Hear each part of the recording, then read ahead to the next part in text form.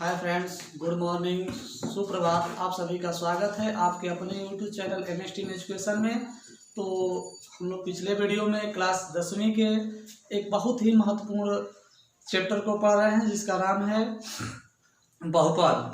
बहुपद एक बीजगणित का एक अध्याय है। बीजगणित के अंतर्गत हमने अगले वीडियो में बताया था कुल 18 नंबर के प्रश्न पूछे जाएंगे। तो यह बीजगणित का पहला चैप्टर है। इसके बारे में हमने पढ़ा था बहुपद क्या है, उस बहुपद से शून्यंक कैसे हम प्राप्त करते हैं, बहुपद को घातों के हिसाब से कितने वर्गीकरण होते हैं, ये सब सारा चीज़ हमने अगले वीडियो में पढ़ लिया है। अब इस वीडियो में उसके आगे पढ़ेंगे। तो इस आगे बढ़ाते हुए इस वीडियो में पढ़ते हैं। बहुपद पढ़ लिए हैं हम लोग, शून्यंक भी पढ़ लिए हैं। तो बहुपद के शून्यंक और गुणांकों में संबंध आज हमें पढ़ना है। बहुपद के शून्यंकों और गुणांकों में संबंध यहाँ से प्रश्न आता है परीक्षा में। तो सबसे पहले हम संबंध निकालेंगे द्विघात समीकरण, द्विघात बहुपद के लिए। तो जो हमारा द्विघात बहुपद होता है उसका व्यापक रूप होता है आपका ax² + bx + c। जब द्विघात है याद रखिएगा, कोई भी बहुपद जितने घात का होगा उसके उतने ही शून्यंक होंगे। तो हम मान लेंगे कि इतने के लिए द्विघात बहुपद ax² + bx + c के लिए माना शून्यंक अल्फा व बीटा होगा,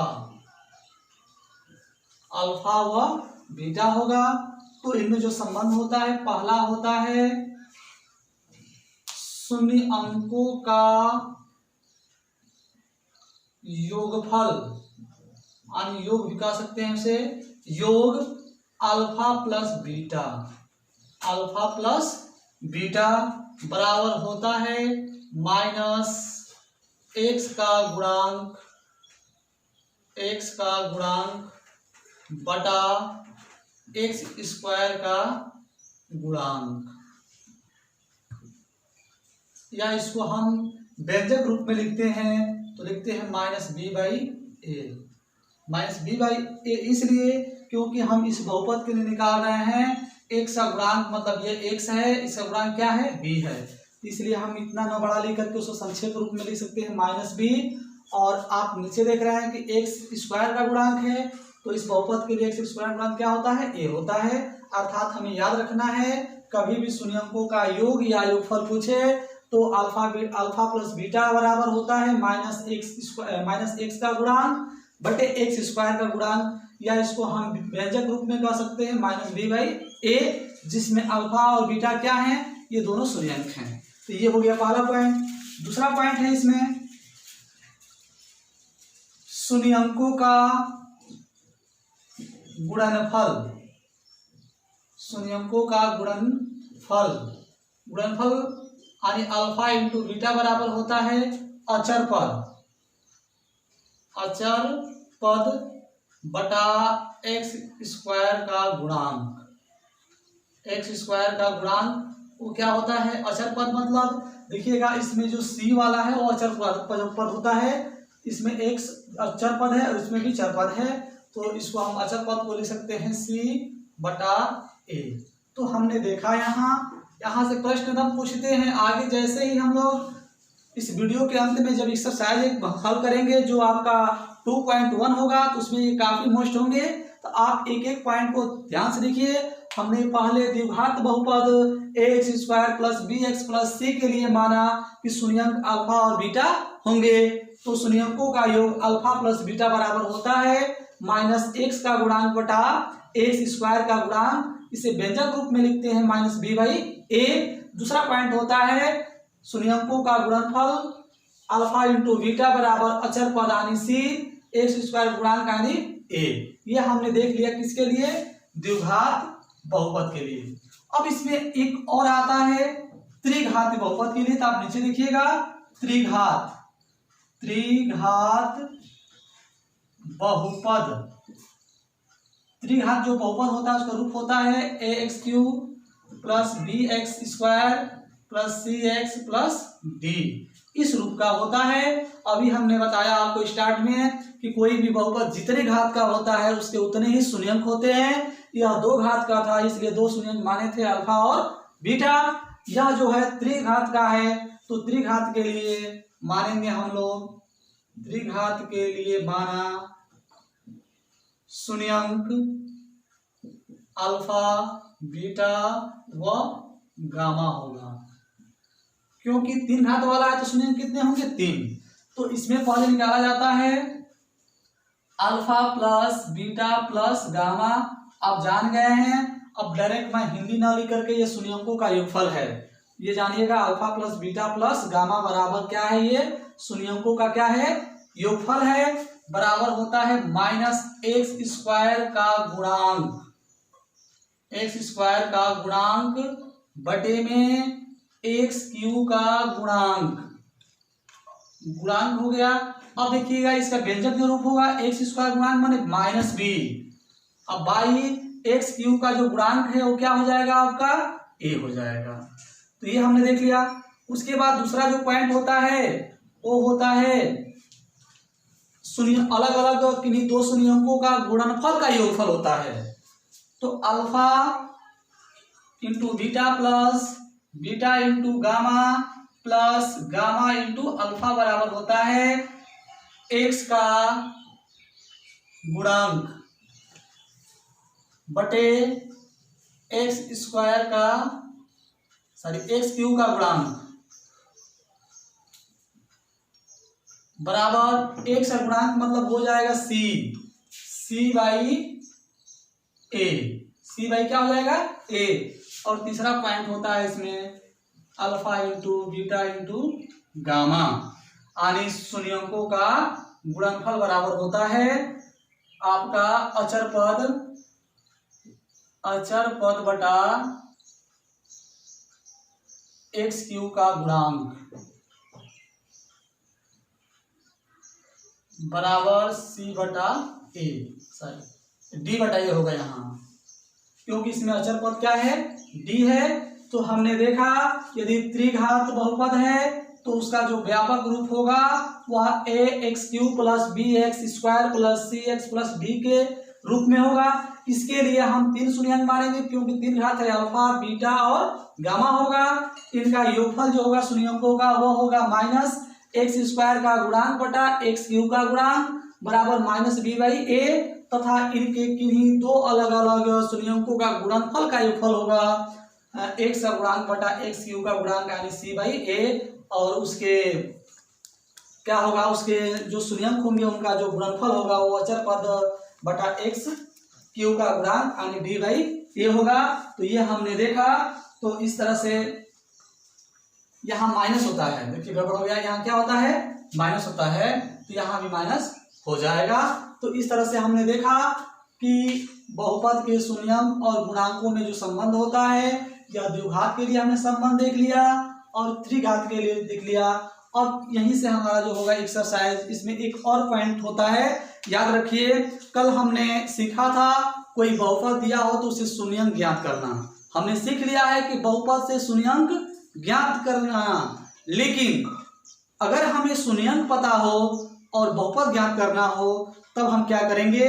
तो इसके बाद उसी पॉइंट को सीखना है। तो आप इस पॉइंट को नोट कर लीजिए ताकि उस पॉइंट को बताया जाए, तो आप इसको नोट कर लीजिए। एक मिनट रुक जाइएगा, ये गड़बड़ हो गया है, यहाँ माइनस नहीं रहेगा, यहाँ माइनस रहेगा। अब ये सही है, अब इसको नोट कर लीजिए।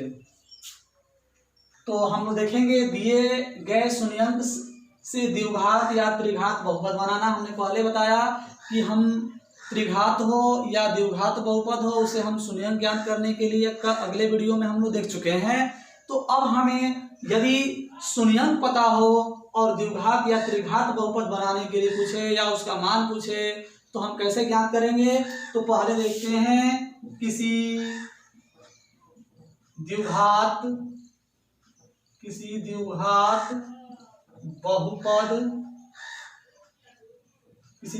बहुपद का शून्यंक अल्फा व बीटा हो, तब आपको पता है कि जब आपका द्विघात है तो उसके शून्यंक कितने होंगे? दो ही होंगे, तो उसको हमने क्या मान लिया है, अल्फा और बीटा। तब हमें वह बहुपद क्या होगा, वह बहुपद आपका होगा, बहुपद द्विघात लिख सकते हैं, बल्कि यहाँ द्विघात बहुपद, बहुपद बराबर हो जाएगा एक्स स्क्वायर माइनस शून्यंकों का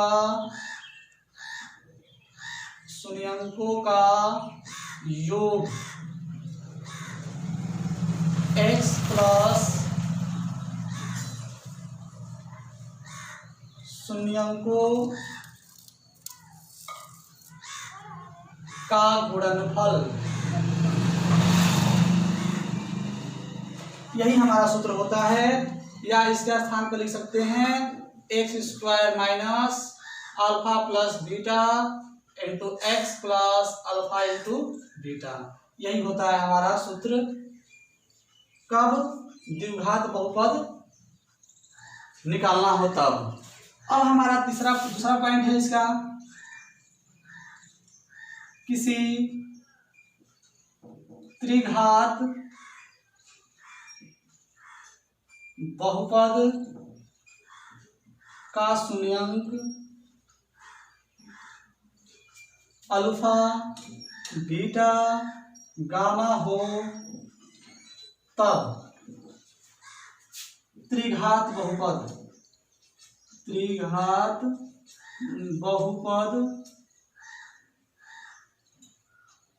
बराबर हो जाएगा एक्स क्यूब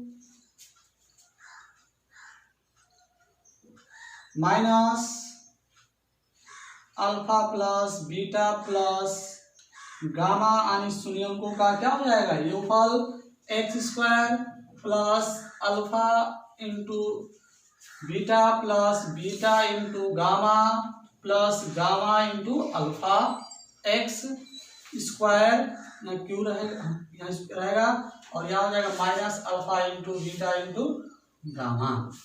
यही होता है। तो इस तरह से हमने इसको भी देख लिया कि यदि हमें शून्यंक दिए हों तो द्विघात और त्रिघात बहुपद कैसे ज्ञात करेंगे। तो अब हम लोग अपना एक्सरसाइज स्टार्ट कर सकते हैं, लेकिन उससे पहले 4 या 5 आपका जो सर्वसमीकाएं होंगी उनको इस चैप्टर में जानना बहुत जरूरी है, उनके बिना हम प्रश्न नहीं बना सकते हैं। तो आप इसको नोट कर लीजिए, उसके बाद 4-5 सर्वसमीका बता देते हैं, तब आगे बढ़ते हैं। तो हम लोग कुछ महत्वपूर्ण बीजगणितीय सर्वसमीकाएं देख लेते हैं जो शून्यंक या बहुपद ज्ञात करने के लिए काफी इंपॉर्टेंट है। तो इसमें पहला आता है, आपको पता है a प्लस बी का होल वर्ग बराबर होता है a square plus 2ab plus b square होता है। दूसरा यहीं से होता है आपका a माइनस बी का स्क्वायर बराबर a square minus 2ab plus b square, या इसी का एक ये इम्पोर्टेंट है, मैं यहाँ डबल स्टार बना दे रहा हूँ, समझ लीजिए काफी इम्पोर्टेंट है ये। या होता है a प्लस बी का होल वर्ग माइनस 4ab। उसके बाद अगला होता है a प्लस बी का होल क्यूब बराबर a cube plus b cube plus 3ab bracket में a प्लस बी होता है। अगला जो होता है वो आपको पता है a माइनस बी का होल क्यूब होता है, a cube minus b cube minus 3ab question में a माइनस बी होता है। अगला a cube minus b cube होता है बराबर एक ब्रैकेट में a प्लस बी और सेकेंड ब्रैकेट में a square plus b square plus a b होता है। उसके बाद अगला जो होती है वो a cube plus b cube होता है, एक ब्रैकेट में सॉरी यहाँ माइनस होता है a प्लस बी हो जाएगा, यहाँ हो जाएगा a square plus b square minus a b. अगला जो होगा वो होता है a square minus b square बराबर एक ब्रैकेट में a प्लस बी और एक में होता है a माइनस बी। और अगला होता है a plus b plus c का होल स्क्वायर बराबर a square plus b square plus c square plus 2ab plus 2bc plus 2ca। या इसी को हम लोग लिख सकते हैं a square plus b square plus c square plus इसमें से 2 सब में से कॉमन कर लीजिए तो a b plus b c plus c a. ये जो सब समीकरण हैं इनमें से आपको ये 2 नंबर वाली और ये 3 नंबर वाला ये काफी इंपॉर्टेंट हैं, तो आप लोग ऐसे सभी देख लीजिएगा। तो इस तरह से हमारे जो जितने कंसेप्ट हैं आपने जो पहले वीडियो और इस वीडियो में आपने जितने कंसेप्ट देखा ये आपको बहुपद को पूरे प्रश्नावली को हल करने के लिए पर्याप्त है। तो इसको नोट कर लीजिए। आज हम लोग पढ़ेंगे एक्सरसाइज 2.1, तो आप इसको नोट कर लीजिए ताकि इसको शुरू किया जाए। आइए हम लोग देखते हैं बहुपद का जो आपका पहला प्रश्नावली है यानी 2.1। ठीक है, ऐसे हमारी दूसरी प्रश्नावली है लेकिन बहुपद का ये पहला प्रश्नावली है। तो हमने बहुपद के जितने कंसेप्ट हैं सारे को जान चुके हैं। आज हम लोग शुरू कर रहे हैं 2.1। तो 2.1 में सिर्फ शून्यंक बताना है, इसमें ज़्यादा कुछ सॉल्व नहीं करना है, कैलकुलेट नहीं करना है, सिर्फ प्रश्न देकर का आंसर बताना है। यहाँ से हर बार पेपर में एक प्रश्न बहुविकल्पी में पूछ रहा है, तो ये इंपॉर्टेंट है। चारों में से कोई दे देगा, उसमें से जो पूछना होगा पूछेगा। आप ध्यान से पढ़ेंगे तो आप यहाँ से 1 नंबर परीक्षा में लेकर के आएंगे, ये मेरा दावा है। तो देखिए ध्यान से प्रश्न क्या है। प्रश्न है किसी बहुपद px के लिए, ध्यान दीजिएगा। यहाँ पूछा है बहुपद px के लिए। कभी आपसे प्रश्न पूछ सकता है py के लिए। px और py का मतलब क्या है? तो px के लिए मतलब x अक्ष से मतलब है, यानी x अक्ष पर शून्यंक पूछ रहा है, और py का मतलब होता है कि y अक्ष पे पूछ रहा है। तो px के लिए y बराबर px का ग्राफ नीचे दिया गया है। प्रत्येक स्थिति में px, देखिए यहाँ px के शून्यंकों की संख्या ज्ञात करना है। तो जब आपसे px का शून्यंक पूछे तो याद रखिएगा कि चतुर्थांश में अगर कोई रेखा x अक्ष को जितना बार काटेगी या स्पर्श करेगी उसका उतना ही शून्यंक होगा px के लिए। लेकिन यही आपसे पूछ दे py के लिए, तो उसके लिए y अक्ष पर आप चेक करेंगे, x अक्ष पे नहीं। px के लिए x अक्ष पर और py के लिए y अक्ष पर। ये बात ध्यान रखना, क्योंकि मैं यहाँ x यानी py के लिए बता रहा हूँ। तो जब आपसे px के लिए बता रहा हूँ और आपसे कहीं py के लिए पूछ दे तो मेरा अनुसरण मत करिएगा, वहां आप अपने थिंक का परिचय दीजिएगा। ठीक है, तो देखिए यहाँ पूछ रहा है px के लिए, तो हमने बता दिया कि x अक्ष पर कोई रेखा जितना बार स्पर्श या काटेगी उसके उतने ही शून्यंक होंगे। तो हम देखते हैं पहला सवाल हमारा ये है। पहले सवाल को देख रहे हैं कि ये हमारा x अक्ष है यानी ये चतुर्थांश हो गया। तीसरी रेखा यही है। क्या यह x अक्ष को कभी किसी पॉइंट पे टच कर रही है या काट रही है? नहीं, कहीं भी नहीं काट रही है। यानी यहाँ शून्यंक जो होगा आपका शून्यंक 0 होगा। क्या होगा? यानी शून्यंकों की संख्या यहाँ लिख सकते हैं, शून्यंक की संख्या बराबर 0। यानी पहले सवाल में शून्यंक कितने हो जाएंगे? 0। अब देखते हैं प्रश्न नंबर 2 में। देखिए कोई रेखा है यानी ये रेखा x अक्ष को कितनी बार टच या काटी है? तो आप देख रहे हो यहाँ से स्टार्ट हो रही है, ये तो y अक्ष है, नहीं माना जाएगा। x अक्ष को सिर्फ एक बिंदु पे काट रही है, देख रहे हैं ना। इसलिए इसका शून्यंक क्या होगा? मैं यहाँ लिख दे रहा हूँ, इसका शून्यंक होगा 1। ये हमारा आंसर है। शून्यंकों की संख्या क्या होगा? 1। आप लिख लीजिएगा अपने तरीके से। यहाँ देखिए ये जो है इसमें देखते हैं शून्यंक कितने हैं। यानी रेखा देखिए यहाँ 1 बार काट रही है, पुनः यहाँ से 2 बार हो गया, फिर जा रही है तो 3 बार काट रही है। यानी x अक्ष को कितने बार काट रही है? 3 बार। इसलिए इसके लिए जो शून्यंक होंगे, शून्यंकों की संख्या बराबर 3 हो जाएगा, क्योंकि 3 बार काटी है। तो आइए इस प्रश्न को देखते हैं, प्रश्न नंबर 4 को। तो प्रश्न नंबर जो 4 है, तो यहाँ देखिए यहाँ 1 बार काटा गया है और यहाँ 2 बार काटा गया है। यानी यहाँ आपका जो हो जाएगा उस शून्यंकों की जो संख्या होगी वो होगी आपकी 2। प्रश्न नंबर 5 में देखते हैं कि शून्यंक क्या है। यहाँ देखिए पहली बार यहाँ काटा है x अक्ष पे, यहाँ 2 बार हो गया, यहाँ 3 बार हो गया और यहाँ 4 बार, यानी कुल मिलाकर के एक संख्या को 4 बार काटा गया है, तो इसलिए यहाँ शून्यंकों की जो संख्या होगी वो आपकी कितनी हो जाएगी, 4 हो जाएगी। अब देखते हैं इसका जो अंतिम प्रश्न है उसमें देखते हैं। देखिए यहाँ एक बार काटा गया है, यहाँ काटे या स्पर्श करें उसको काउंट किया जाएगा, यहाँ 2 बार हो गया और यहाँ 3 बार हो गया। तो इसमें जो होगा आपका शून्यंकों की जो संख्या होगी वो हो जाएगी 3। यानी हमने देख लिया कि px के लिए शून्यंकों की संख्या क्या हो रही है। px के लिए पूछे, एक बार पुनः याद दिला दूं कि px के लिए पूछे तो x अक्ष पर काम करेंगे और py के लिए पूछे तो y अक्ष पे। इस तरह से आज हमने 2.1 हल किया। अगले वीडियो में 2.2 हल करेंगे जो काफी महत्वपूर्ण है, बहुत महत्वपूर्ण है, आप ध्यान दीजिएगा। तो आप इस वीडियो को शुरू से अंत तक देखिएगा। तो हमने इससे रिलेटिव जो भी है पहली वीडियो बना रखा है, उसमें बहुपद क्या है सब चीज समझाया गया है। तो आप इस वाली वीडियो को और इससे पहले जो वीडियो बनी है दोनों को आप अच्छी प्रकार से देखिएगा। उसके बाद जब हम अगली वीडियो बनाएंगे 2.2 तो आपको एकदम आसानी समझ में आएगा।